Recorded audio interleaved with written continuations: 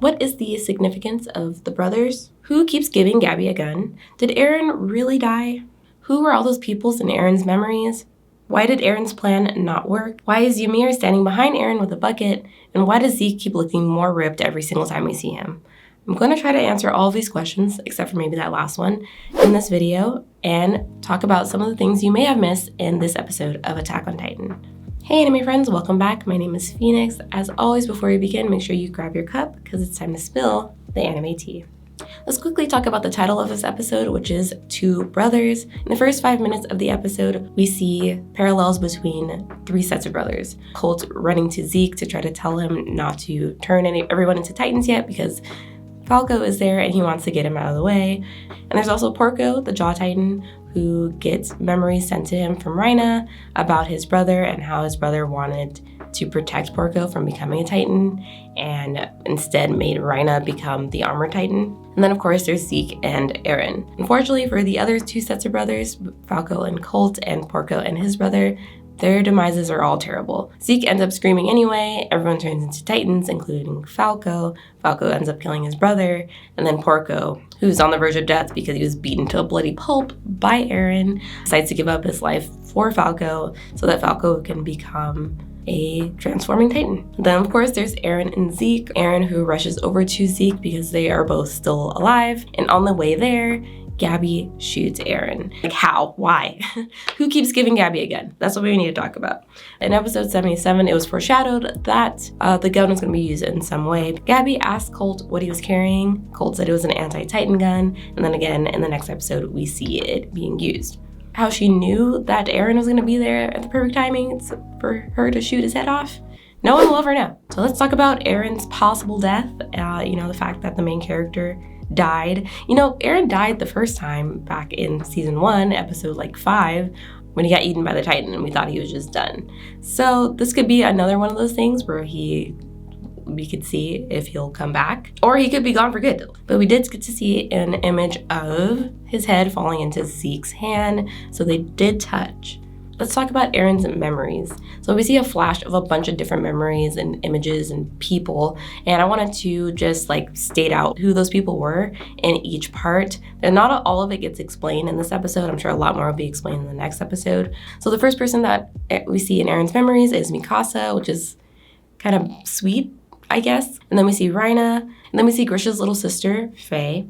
Then we see Historia's older sister, Frida, who had the founding Titan for Grisha and before Eren. Then we see Rhaina again as an adult back in Marley. He's wearing the red armband and he's on the floor, really upset. That memory was probably from when Eren attacked Marley, I'm thinking. And then we see Armin as a kid, and then we see the Rice family with a zoom in on Frida again. And then we see Levi, and we see Sasha and Connie, and then Falco, and then maybe one of Grisha's memories again, because it looks like one of the guards that's standing over Grisha and Faye when they were kids. And then we see a close-up of a colossal Titan with this red flame around it, which is probably the steam. And then we see Zeke in what looks to be a sauna. And then we see Zeke as a child. It looks like the moment when he is ratting out his parents. And then we see Grisha screaming as an adult.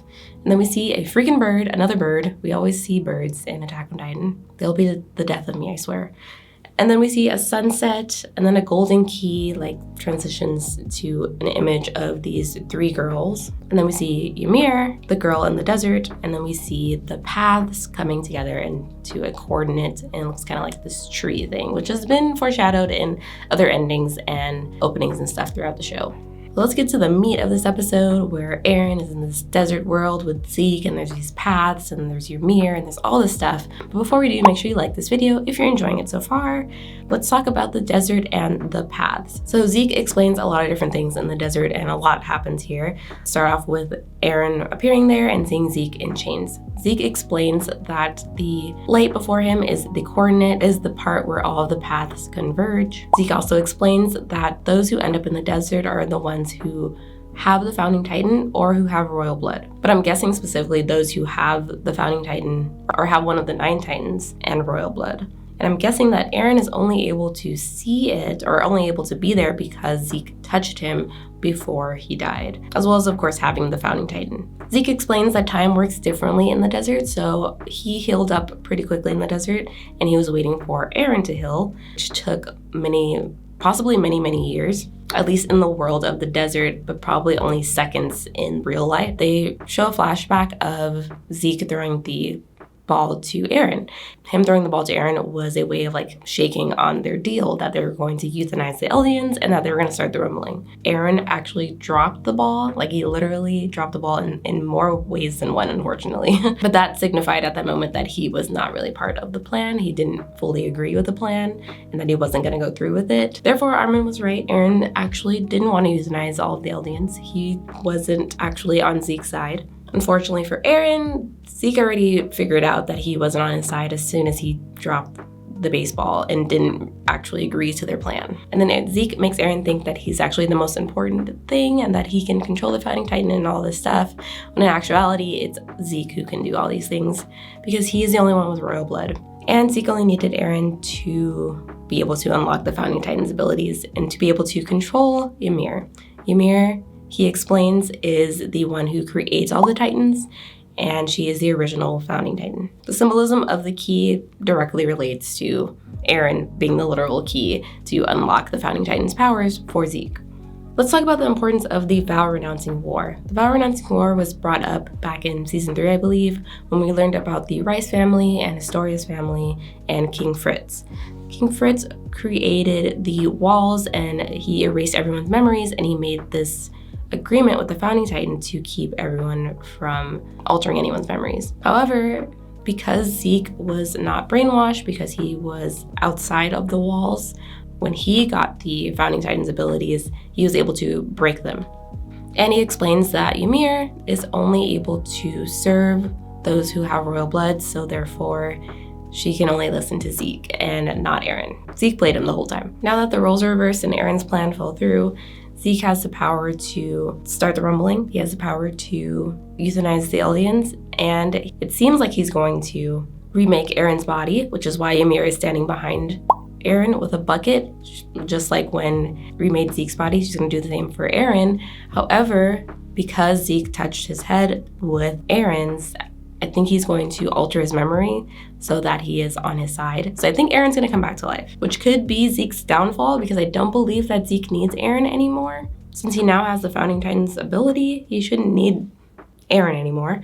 But I think he's bringing him back because he's his brother and he wants to protect him and he wants him to be on the side of good, or on his idea of what good is. Most exciting of all is that we will finally see the history of the Titans, how they came to be, kind of all of this backstory and information that has been trickled down throughout the series but not really explicitly stated. I think we're going to see all of that finally in the next episode.